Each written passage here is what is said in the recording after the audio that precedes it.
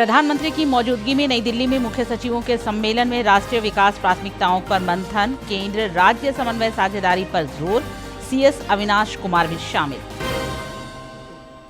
राज्य सरकार का रोजगार पर फोकस, सीजीएल परीक्षा के सफल अभ्यर्थियों को 30 दिसंबर को मिलेगा नियुक्ति पत्र। बाबूलाल ने शराब घोटाला मामले में सरकार को फिर घेरा।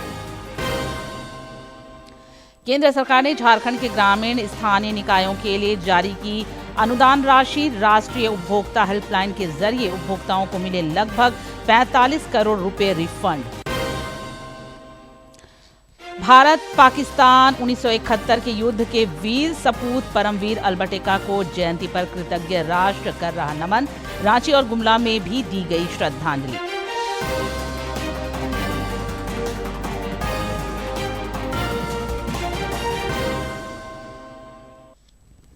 नमस्कार, खबरें झारखंड में आपका स्वागत है। मैं हूं निशा दीपिका सोरेन और अब समाचार विस्तार से। प्रधानमंत्री नरेंद्र मोदी की मौजूदगी में नई दिल्ली में मुख्य सचिवों के सम्मेलन में राष्ट्रीय विकास की प्राथमिकताओं पर मंथन जारी है। इस सम्मेलन में राज्य के मुख्य सचिव अविनाश कुमार भी हिस्सा ले रहे हैं। सम्मेलन में केंद्र राज्य समन्वय तथा साझेदारी पर विशेष रूप से जोर दिया जा रहा है ताकि वर्ष 2047 तक विकसित राष्ट्र का सपना साकार हो सके। कल से शुरू हुए इस 3 दिवसीय सम्मेलन में एक साझा विकास एजेंडे को लेकर मंथन हो रहा है। प्रधानमंत्री कल भी इसकी अध्यक्षता करेंगे। 2022 से मुख्य सचिवों का यह सम्मेलन शुरू हुआ था, जो हर वर्ष आयोजित हो रहा है। केंद्र सरकार द्वारा ग्रामीण क्षेत्रों में ढांचागत संरचना के विकास और रोजगार पर खास जोर दिया जा रहा है। पिछले दिनों केंद्र सरकार ने बड़ी पहल करते हुए विकसित भारत जी राम जी योजना को भी अमली जामा पहनाया है, जिसे इस दिशा में क्रांतिकारी कदम माना जा रहा है। जामताड़ा के श्रमिकों और समाज के विभिन्न वर्गों ने जी राम जी योजना का जोरदार स्वागत किया है।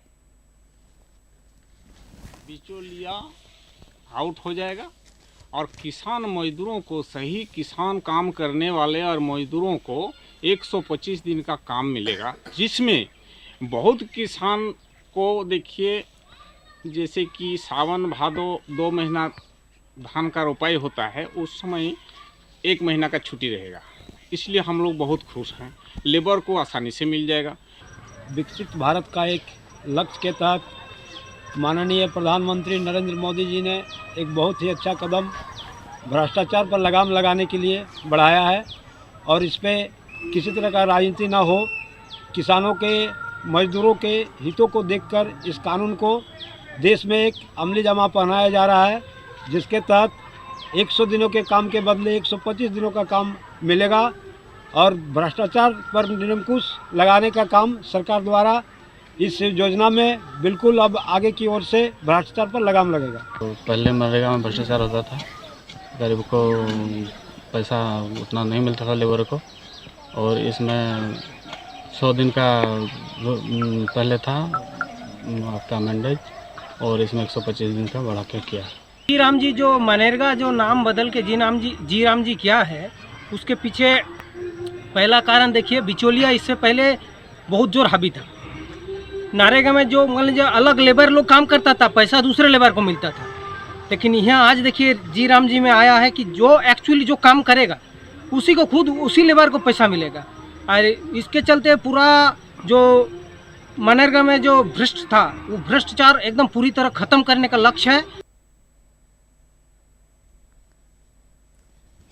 राज्य में रोजगार का कारवां आगे बढ़ रहा है। बहुचर्चित सीजीएल परीक्षा के सफल अभ्यर्थियों को 30 दिसंबर को नियुक्ति पत्र दिया जाएगा। इस दौरान मोराबादी मैदान में समारोह का आयोजन होगा। इधर नियुक्ति पत्र वितरण समारोह को लेकर रांची के उपायुक्त मंजूनाथ भजंत्री ने अधिकारियों के साथ बैठक कर कई दिशा निर्देश दिए।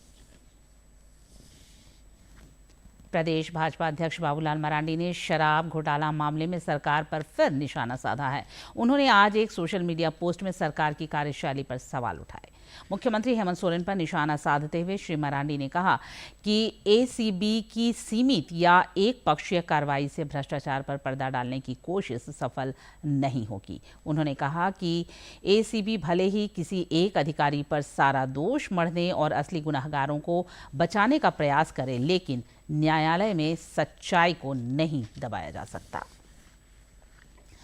राज्यों के विकास के लिए केंद्र सरकार भरपूर सहयोग कर रही है। ताजा उदाहरण है कि केंद्र सरकार ने राजस्थान और झारखंड के ग्रामीण स्थानीय निकायों के लिए 723 करोड़ रुपए से अधिक का अनुदान जारी किया है। पंचायती राज मंत्रालय की ओर से बताया गया है कि 15वें वित्त आयोग के अंतर्गत यह राशि चालू वित्तीय वर्ष के लिए प्रदान किया गया है। केंद्र सरकार ने 15वें वित्त आयोग के अंतर्गत राजस्थान और झारखंड में पंचायती राज संस्थाओं और ग्रामीण स्थानीय निकायों को मजबूत करने के लिए 723 करोड़ रुपए से अधिक अनुदान राशि जारी की है।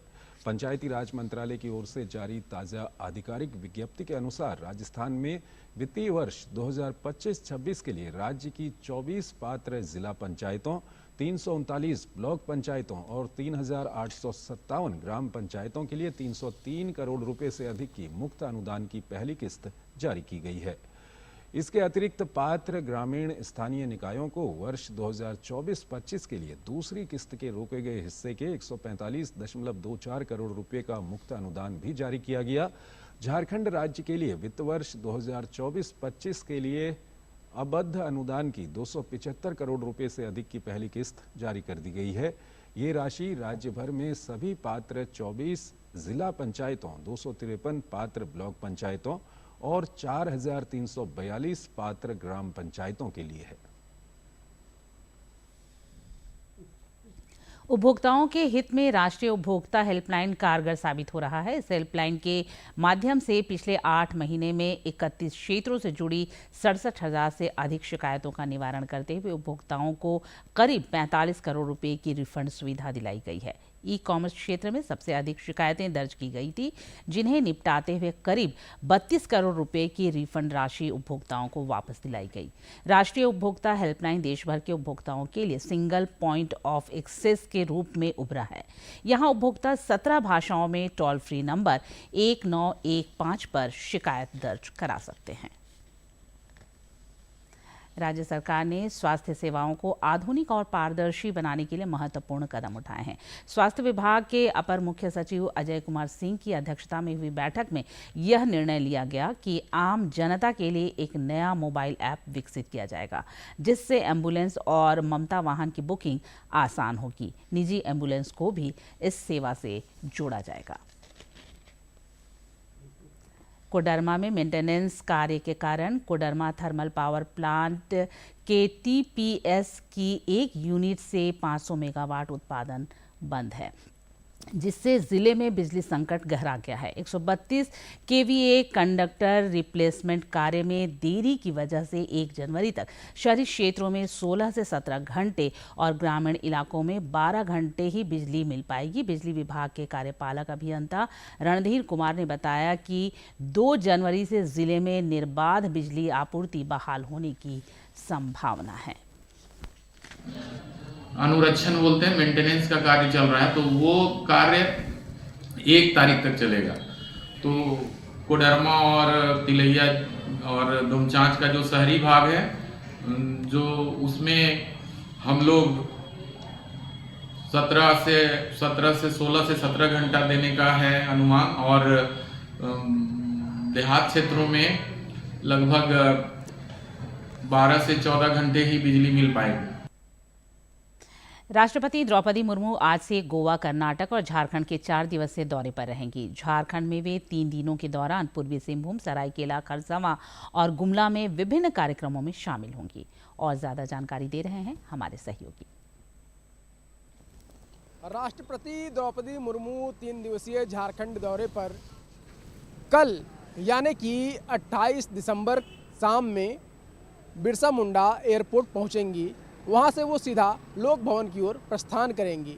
इस बीच जिस रास्ते से वो गुजरने वाली हैं, उस रास्ते में बैरिकेटिंग की गई है और सुरक्षा के दृष्टिकोण से ये बैरिकेटिंग की गई है। और आपको बता दें कि लोक भवन जाने के उपरांत वे वहां पे भोजन और रात्रि विश्राम करेंगी। वहीं अगले दिन सुबह वो जमशेदपुर यानी कि पूर्वी सिंहभूम के लिए रवाना होंगी, जहां ऑल इंडिया राइटर्स एसोसिएशन और जाहिर थान समिति की अगुवाई में वो जाहिर थान में पूजा अर्चना करेंगी। उसके बाद ओल चिकी लिपि के 100 वर्ष पूरे होने के अवसर पर वो कार्यक्रम में शिरकत करेंगी और शताब्दी समारोह मनाएंगी। इसके अलावे वहाँ से कुछ देर के बाद वो सरायकेला खरसावां के आदित्यपुर स्थित NIT जमशेदपुर जाएंगी, जहां 15वें दीक्षांत समारोह में शामिल होंगी। इसके अलावे दूसरे दिन वो गुमला जाएंगी, जहां रायडी के कार्यक्रम में शिरकत करेंगी। DD न्यूज रांची के लिए सहयोगी विकास कुमार के साथ मैं प्रणय प्रबोध। गुजरात के अहमदाबाद में प्रधानमंत्री नरेंद्र मोदी के जीवन दर्शन और संघर्ष यात्रा को एक उत्सव के रूप में मनाया जा रहा है। 28 दिसंबर से शुरू हो रहे 3 दिवसीय नमोत्सव में केंद्रीय गृह मंत्री अमित शाह भी शिरकत करेंगे।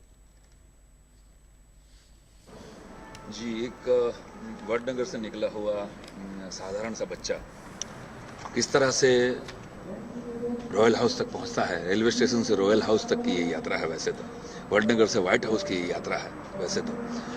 दिल्ली के संसद में आज जो हम प्रधानमंत्री को देख रहे हैं, पिछले 12 साल जब नरेंद्र भाई यहाँ CM थे, तब बहुत सारे प्रोग्राम्स, बहुत सारे लेक्चर्स उनके सुने मैंने। तो प्यार तो उसे सारा देश करता है, लेकिन इस प्रोग्राम के जरिए इतना संदेश है कि अगर कठोर परिश्रम कोई करे तो उसका कोई विकल्प नहीं है, और उसका दूसरा नाम है नरेंद्र मोदी। केंद्र सरकार की पहल पर देश में लगातार रेल सुविधाओं का विस्तार हो रहा है। वर्ष 2030 तक रांची और टाटानगर समेत 48 प्रमुख शहरों में रेल सेवा क्षमता दोगुनी करने की योजना है। आने वाले 5 वर्षों में सरकार का मौजूदा टर्मिनलों का विस्तार करने, अतिरिक्त प्लेटफॉर्म का निर्माण समेत अन्य यात्री सुविधाओं पर फोकस है। भारतीय रेलवे 2030 तक 48 प्रमुख शहरों में नई ट्रेनों की प्रस्थान क्षमता को दोगुना करने की योजना बना रहा है। इसके साथ ही मौजूदा वक्त में उपलब्ध इंफ्रास्ट्रक्चर को भी बढ़ाया जाएगा। खासतौर से स्टेशन टर्मिनलों में अतिरिक्त प्लेटफॉर्म, स्टेबलिंग लाइंस और पिट लाइंस जैसी सुविधाओं को शामिल किया जाएगा। शहरों के आसपास नए टर्मिनल स्थानों की पहचान व निर्माण भी होगा। मेगा कोचिंग कॉम्प्लेक्स सहित मेंटेनेंस सुविधाओं का विकास भी इस योजना में शामिल है। इसके अलावा ट्रेन क्षमता बढ़ाने के लिए सिग्नलिंग सुधार, ट्रैक मल्टी ट्रैकिंग और ट्रैफिक फैसिलिटी कार्य किए जाएंगे। योजना में सब अर्बन और नॉन सब अर्बन दोनों तरह के ट्रैफिक की आवश्यकताओं का ध्यान रखा जाएगा। अगले 5 सालों में ये क्षमता विस्तार चरणबद्ध तरीके से होगा। भारतीय रेलवे ने 2025 में कुल 43,000 से अधिक विशेष ट्रेन सेवाएं चलाईं ताकि यात्रियों को बेहतर सुविधा मिले। रेल मंत्रालय के अनुसार ये कदम यात्रा की मांग में लगातार वृद्धि को ध्यान में रखकर उठाया जा रहा है। रेलवे ने जानकारी दी है कि महाकुंभ के दौरान 17,340 विशेष ट्रेनें चलीं, तो वहीं होली के लिए 1,144, ग्रीष्मकाल में 12,417 और छठ पूजा के लिए 12,383 विशेष ट्रेनें चलाई गईं। भारत पाकिस्तान 1971 युद्ध के वीर सपूत परमवीर अलबर्ट एक्का को उनकी जयंती पर कृतज्ञ राष्ट्र नमन कर रहा है। उनके गृह जिला गुमला में जहां लोगों ने विनीत श्रद्धांजलि अर्पित की, वहीं रांची के स्थानीय अलबर्ट एक्का चौक पर भी नमन करने वालों का तांता लगा रहा। रक्षा राज्य मंत्री संजय सेठ ने भी 83वीं जयंती पर भावपूर्ण श्रद्धांजलि अर्पित कर उनके योगदान को याद किया। श्री सेठ ने जयंती समारोह को लेकर राज्य सरकार की उदासीनता पर भी सवाल उठाए।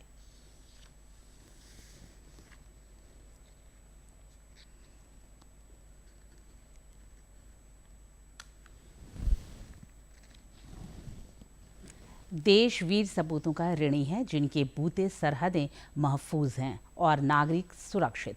लांस नायक परमवीर अलबर्ट एक्का ने अपने प्राण न्यौछावर कर साल 1971 में पाकिस्तानी सेना का डटकर मुकाबला किया था, जो इतिहास के पन्नों में स्वर्णिम अक्षरों में दर्ज है। परमवीर को आज रांची में नमन कर खास और आम सबों ने उनकी शहादत को सलाम किया। और जानकारी दे रहे हैं हमारे सहयोगी।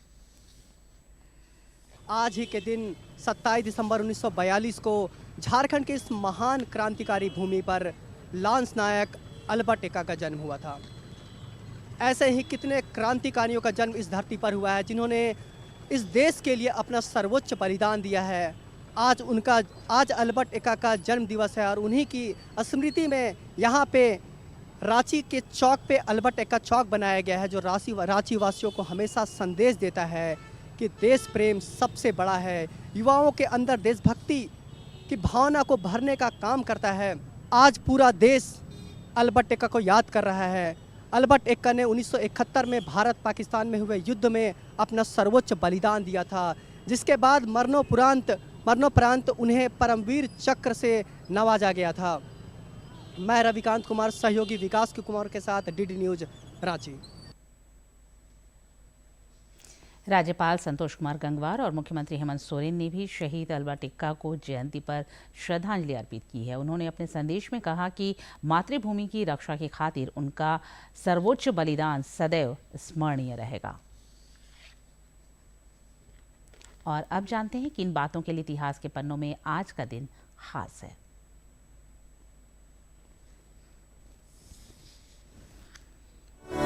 27 दिसंबर साल 1911 को पहली बार राष्ट्रगान जन गण मन अधिनायक जय हे राष्ट्रीय कांग्रेस के कलकत्ता अधिवेशन में गाया गया। इसे रविंद्रनाथ टैगोर की भांजी सरला देवी ने गाया। राष्ट्रगान की रचना राष्ट्र कवि रविंद्रनाथ टैगोर ने की है। साल 1950 में राष्ट्रगान को संविधान सभा द्वारा आधिकारिक तौर पर आजाद भारत का राष्ट्रगान घोषित किया गया। राष्ट्रगान को रविंद्रनाथ टैगोर द्वारा साल 1911 में लिखी गई एक कविता से लिया गया है। 27 दिसंबर साल 1942 को लांस नायक अल्बर्ट एक्का का जन्म झारखंड के गुमला जिले में हुआ। साल 1971 के भारत पाकिस्तान युद्ध में अल्बर्ट एक्का ने वीरता, शौर्य और सैनिक हुनर का प्रदर्शन करते हुए अपनी टुकड़ी के सैनिकों की रक्षा की। गोलियों से छलनी होने के बावजूद दुश्मन को पूरी तरह निस्तेनाबूद करके एक्का ने युद्ध में नई मिसाल पेश की। लांस नायक अल्बर्ट एक्का को मरणोपरांत देश के सर्वोच्च सैन्य अलंकरण परमवीर चक्र से सम्मानित किया गया। 27 दिसंबर साल 1945 को अंतर्राष्ट्रीय मुद्रा कोष IMF की स्थापना की गई।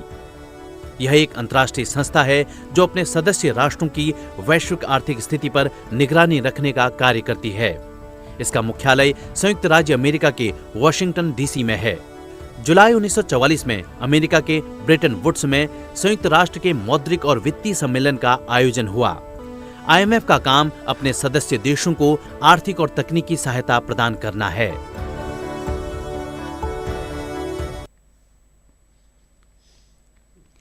उर्दू और फारसी के मशहूर शायर मिर्ज़ा गालिब की आज जयंती मनाई जा रही है। उन्होंने कई कालजयी शायरी की जो आज भी प्रशंसकों की जुबान पर है।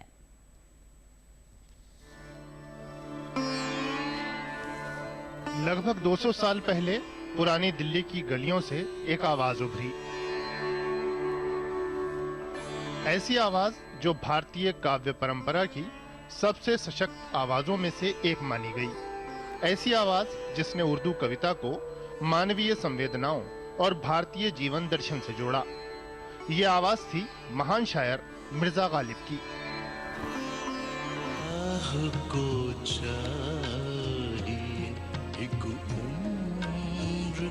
असर होने तक कौन जीता है तेरी जुल्फ के सर होने तक।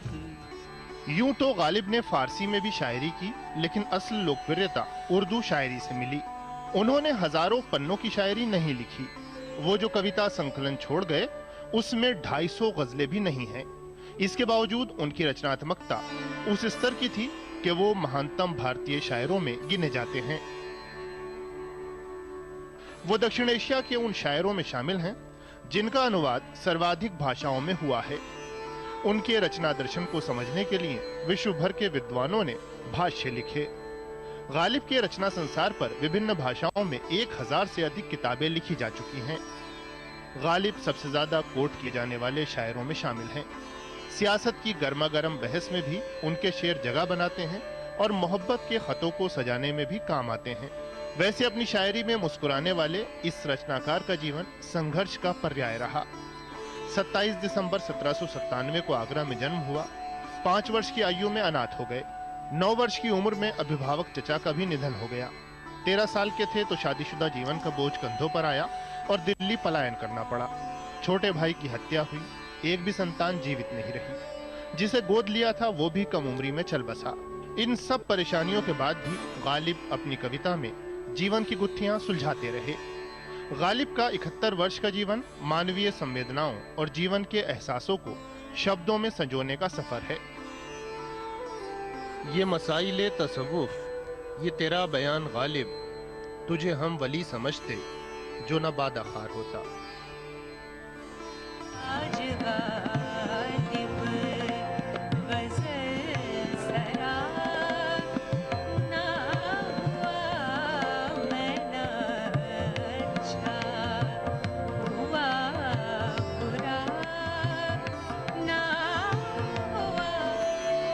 मालिक अख्तर, डीडी न्यूज। जानते हैं मौसम का हाल। राज्य में फिलहाल ठंड का प्रकोप बना हुआ है और अगले 24 घंटे के दौरान किसी बड़े बदलाव की उम्मीद कम है। राहत की बात यह है कि उसके बाद के 2-3 दिनों तक इसमें धीरे धीरे 2 से 3 डिग्री सेल्सियस तक की वृद्धि हो सकती है। मौसम विज्ञान केंद्र के पूर्वानुमान के मुताबिक आज राज्य के पश्चिमी भागों में कहीं कहीं शीतलहर चलने की संभावना है। 2 जनवरी तक सुबह के समय कोहरा छाया रह सकता है। आसमान के मुख्यतः साफ रहने की संभावना है। पिछले 24 घंटे के दौरान गुमला जिले में न्यूनतम तापमान 3.6 डिग्री सेल्सियस रिकॉर्ड किया गया, जो राज्य में सबसे कम रहा। राजधानी रांची में भी जोरदार ठंड पड़ रही है। सर्द हवाओं ने मुश्किलें और भी बढ़ा दी हैं। इधर जिला प्रशासन ने शीतलहर और कड़ाके की ठंड के मद्देनजर स्कूलों में आज से 31 दिसंबर तक पठन पाठन का कार्य स्थगित रखने का आदेश दिया है। भारत सरकार के युवा कार्यक्रम और खेलकूद मंत्रालय के यूथ एक्सचेंज प्रोग्राम के तहत हजारीबाग से छात्र छात्राओं का एक जत्था साहिबगंज पहुंचा है। यह जत्था जिले के पौराणिक स्थलों, भौगोलिक स्थिति, कृषि, भाषा सहित अन्य विषयों से रूबरू होगा। भारत सरकार का ये यूथ एक्सचेंज प्रोग्राम दर्शन और साहित्य के माध्यम से सभ्यताओं के आदान प्रदान का माध्यम है। इससे युवा वर्ग बायोडायवर्सिटी, हेरिटेज और प्रमुख जगहों की जानकारी लेकर जागरूक बनेंगे।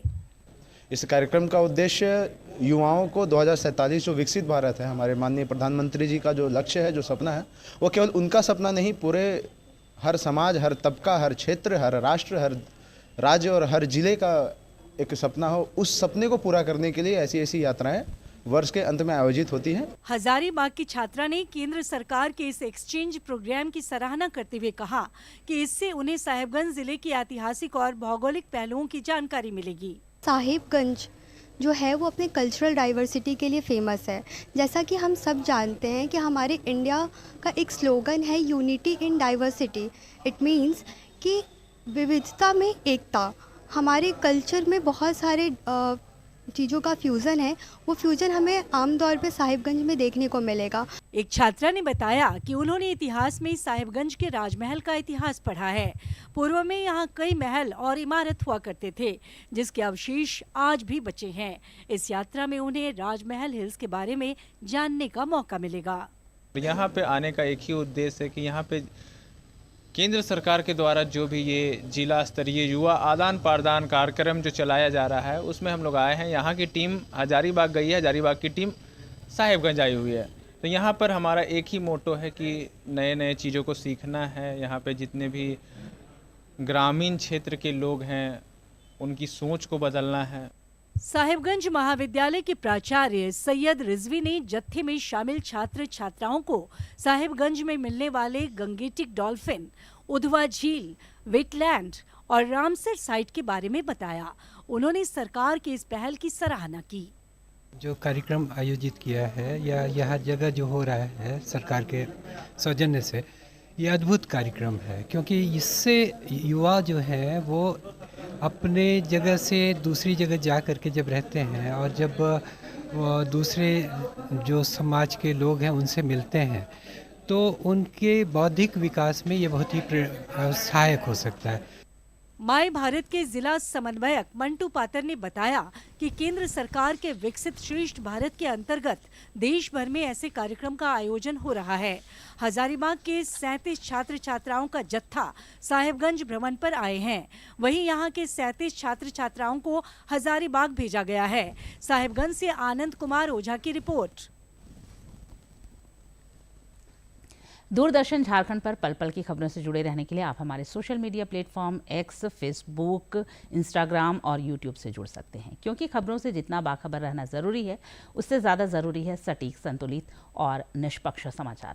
हमारा एक्स हैंडल है @DD News Jharkhand, Facebook page है DD News झारखंड और इंस्टाग्राम अकाउंट है DD News झारखंड। आप हमें YouTube channel Jharkhand DD news पर भी देख और सुन सकते हैं। और अंत में मुख्य समाचार एक बार फिर। प्रधानमंत्री की मौजूदगी में नई दिल्ली में मुख्य सचिवों के सम्मेलन में राष्ट्रीय विकास प्राथमिकताओं पर मंथन, केंद्र राज्य समन्वय साझेदारी पर जोर, CS अविनाश कुमार भी शामिल। राज्य सरकार का रोजगार पर फोकस, CGL परीक्षा के सफल अभ्यर्थियों को 30 दिसंबर को मिलेगा नियुक्ति पत्र। बाबूलाल ने शराब घोटाला मामले में सरकार को फिर घेरा। केंद्र सरकार ने झारखंड के ग्रामीण स्थानीय निकायों के लिए जारी की अनुदान राशि। राष्ट्रीय उपभोक्ता हेल्पलाइन के जरिए उपभोक्ताओं को मिले लगभग 45 करोड़ रुपए रिफंड। और भारत पाकिस्तान 1971 के युद्ध के वीर सपूत परमवीर अल्बर्ट एक्का को जयंती पर कृतज्ञ राष्ट्र कर रहा नमन। रांची और गुमला में भी दी गई श्रद्धांजलि।